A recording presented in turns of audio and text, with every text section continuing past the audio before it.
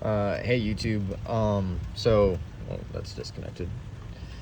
Forgot to put that back on. There we go. So I just wanted to give you guys a little notice because I was having problems starting my Chrysler 200 2013. It was not because of like an anti-theft issue or a fuse issue. It was nothing like that. It was purely the starter. We tried the battery first. We bought a new battery. The battery wasn't it.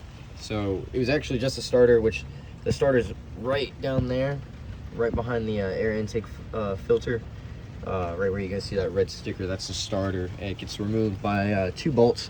So purely the only thing you have to remove would be the air intake filter, and then this hose.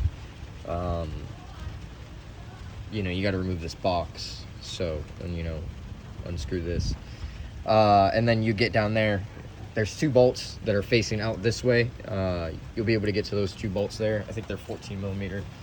And then just go ahead and finesse the starter right out of there, out of that little hole. So that wasn't the problem. The problem was our first starting was the starter. But then we moved on and we had another problem after we put the starter in, that the transmission was having some problems and it was getting stuck in limp mode, which is like where it gets stuck in a specific gear to prevent it from causing damage.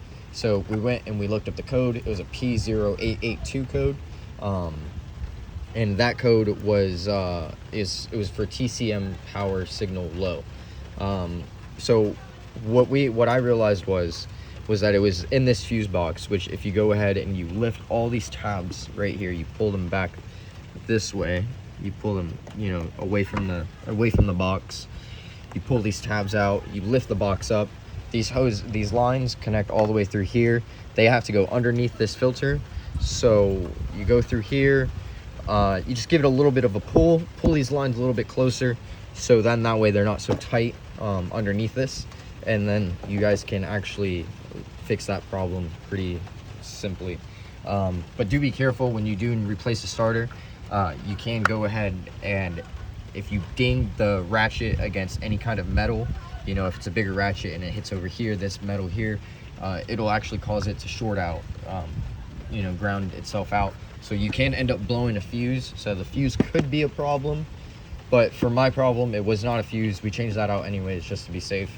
It was actually just the wiring was too tight and was causing the wiring to like short out or like something like that. I'm not a mechanic, but we figured out the problem. So now our car shifts fine and turns on fine.